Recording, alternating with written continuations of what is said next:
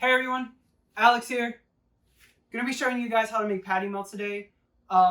With our patty melts, also gonna be making homemade potato chips. So I hope you all enjoy. Oh my god, English. Sorry. Let's get to the ingredients video. All right, so let's get the ingredients in here. You're gonna need cheese. You're also gonna need bread, oil, mayonnaise, and a giant meat stick. This is about 3 pounds of ground beef. We're probably not going to use all of that. We're probably only going to use about half of it because we're going to use it for something else. So, last but not least, potatoes. With our patty melts today, I'm going to be making homemade fries. All right, guys. So now we're getting into the cooking. We're going to start by peeling our potatoes. I think I've showed you this a couple times. I'll show you again. Just take your knife like this. Just peel all that skin off. Not too deep, all right? You don't want to have potatoes that look kind of fucked up, okay? So, all right. So just like that, just start peeling it off very slowly. Don't cut yourself, all right? I don't want to hear people in the comments of them just, I don't hear people in the comments of them cutting themselves. I'm sorry if I'm laughing right now. My cameraman and my other cousin are being absolute dumbasses. We apologize. We have crackhead energy when we get together, so it happens. All right. I'm not going to bore you with peeling the whole potato, so we're going to skip ahead a bit. I will get to whenever we fry them. I'll show you how to fry them real quick. It's going to be very easy. So we'll be back in a little bit when we start the meat.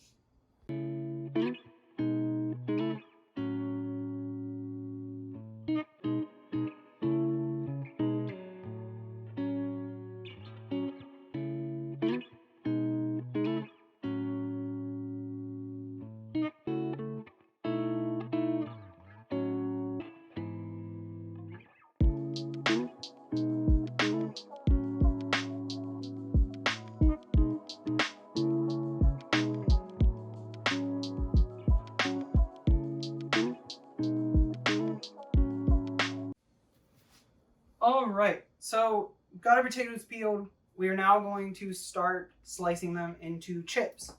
You can do it one or two ways. Number one, mandolin slicer. Number two, a chef's knife. Okay? You don't have to do them those ways. You don't have to use a mandolin slicer if you're afraid of it. You don't have to use a knife if you're afraid of it and you'd rather use a mandolin slicer. Whatever makes you more comfortable to make this. You don't even have to make them into potato chips. You can even just do normal french fries if that's your thing. But the main important thing is the patty melts. So let's get into slicing and we'll show you how it's done. Make sure that's in the shot there. All right. So I've got my mandolin slicer set to pretty thin, okay? Not sure how thin, I just know it's very thin, and that's what you want for potato chips. All right, so a mandolin slicer. You're supposed to use a guard, but for right now, until it gets down lower, I'll just use my hands. No, that might be a little too thin. No? Hold on. There we go. Okay, now we're getting it. So, I don't have a measurement of that. I want to say it's probably less than an eighth. Cameraman, what do you say? Probably 16th. 16th of an inch? Yeah. All right, so then you're just going to take your potato. Just keep running it like this. Oh, now you got the glue going. Yeah, I know. Now I got to wash my fingers. Already cut myself once today.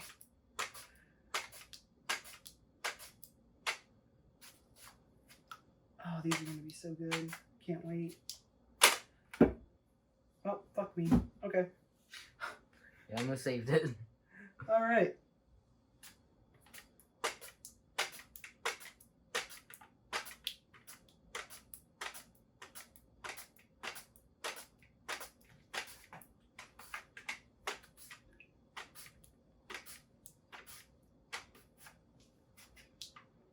All right, now when they get down to a nub that I can't safely grab, that's when you want to use your like guard. I can't find mine right now. So that I'm going to save, and I'll just do that with the knife. Now, we ain't going to bore you and sit here and do all this. We'll just maybe put a little time lapse in.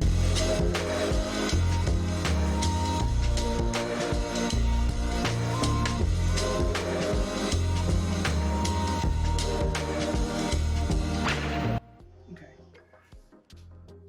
Are we rolling? Yeah. Okay. All right. Now we got the mandolin out of the way. With these little nubs, I'm going to show you how to do it with the knife. Probably going to be a little bit thicker.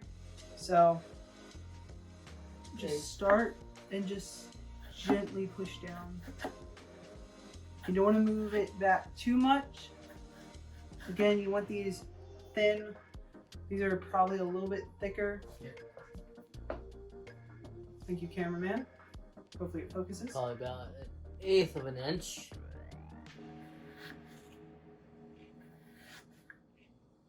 Yeah, they're almost see-through, so that's where I would say they're a good cut at. All right, we're gonna get into the meat now. Now that we got the potatoes out of the way, so follow me over to the stove. All right, guys. Now we are over here at the skillet. I'm going to start mashing this up and start breaking it apart and getting it into a better sized chunk.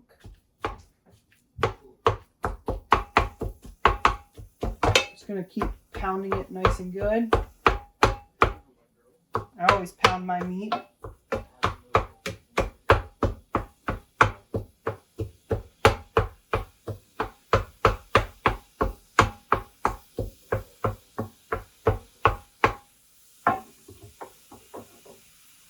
All right, gonna let that rest there. So once this gets cooked down, we'll probably be right back. Shouldn't take too long.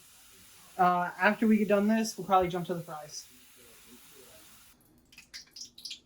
All right. Oil came up to temp now. Now we're gonna get the fries in. I'm gonna show you a little bit of it. I don't want to bore you guys. So what I like to do, I like to grab my basket, shake it out, grab the chips with one hand. All right, shake all the water out of them, and then put them in, and try to like shake them up a bit. And then my theory is when the bubbles stop going, they're done. Probably not have a time lapse of this because it's probably going to be really boring. We'll probably come back when we finish up the meat. All right, guys. So potato chips are almost done. We're going to go ahead and get to the meat so we can get this wrapped up for you guys so it's not too long. So my way of doing it, what I'm going to do is I'm going to take the cheese, put it in a spot, let it melt from there. I'm just going to make some sections, and that's where I'm just going to place my cheese slices. And I'm going to scoop them up from there and put them on the bread. So I'm going to go ahead and get all my cheese on.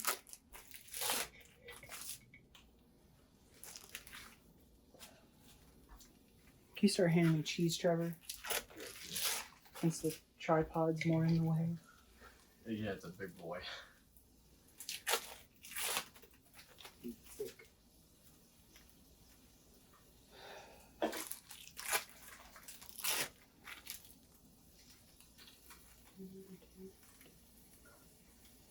Okay.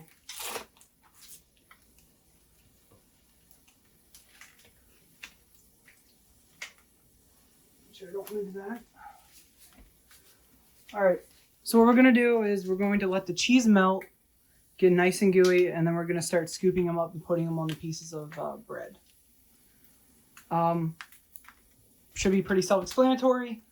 We'll come back when we plate it all up. Okay, so we're going to start plating up some of this. Get it chopped up a little bit. It's a little overcooked. I did it a little too long. So I'm just going to take the meat and kind of layer it in there. Eventually, when I get a better skillet, I'll probably remake this again. Probably once we also get better audio and cameras, we'll probably remake a lot of what we did. Just to give you guys some better video quality for that one. Put that there. Alright.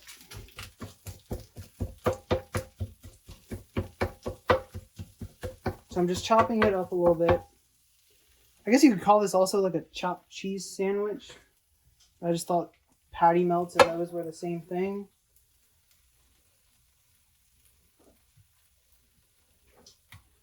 Scoop up Lenny a little bit. Yeah, I think this one's for.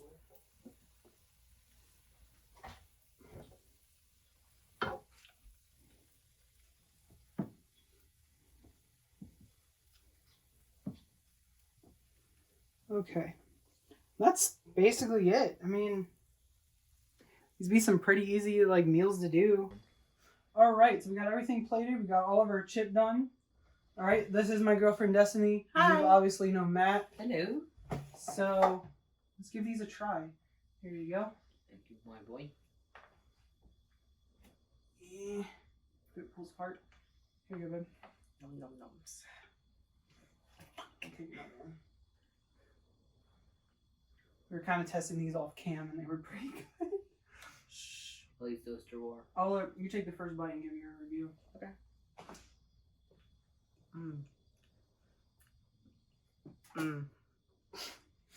She doesn't care. It's just food, so she's happy.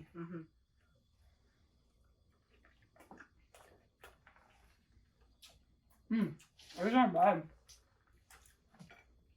I'm sorry, I'm a fat child. Could be a little bit more cheesy and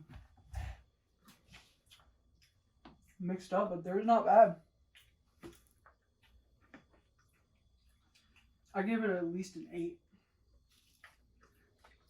I'll give it an 8. There's maybe like 1 or 2 things I would do differently, like maybe toast the bread and add maybe another slice of cheese, 1 on each side. But other than that, it's pretty good. Yeah. I said 9. I need some sides. There's Number fries. 9. I want a number 9 large. Oh, wow. Okay. Was it Big Smoke? No. So, Big Smoke? Mhm. Yeah. extra dip, extra sauce. I think that's going to be it for today's video. That was really good.